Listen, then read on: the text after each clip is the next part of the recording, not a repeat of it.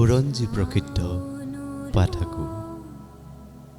লোকজীৱনৰ কৃষ্টি সংস্কৃতি, স্বকীয় ৰীতি নীতি, পৰম্পৰাগত আচাৰ ব্যৱহাৰ তথা ব্যক্তিপ্ৰেম আৰু সমাজপ্ৰেমৰ অনন্য এক পৰিচয় বহন কৰা পাঠাকো আমাৰ হিয়াৰামঠু।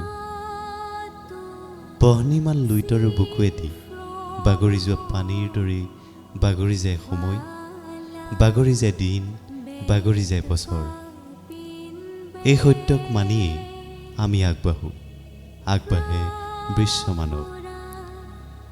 সময় বাগৰি ন সময়ে আমাক সাৱটি লয়।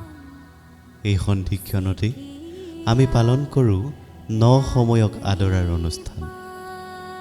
সেই পৰম্পৰাকে মানি টাইমূলীয় লোকসকলেও পয়পী মাউতাই পালন কৰি আহিছে। পূৰ্বৰ দৰে এইবাৰো সদৌতা এহোম ছাত্ৰ সন্থা পাঠাকো আঞ্চলিক সমিতিৰ উদ্যোগত আৰু পাঠাকোবাসীৰ সহযোগত পয়পী মাউতাই 2017 আয়োজন কৰিছে।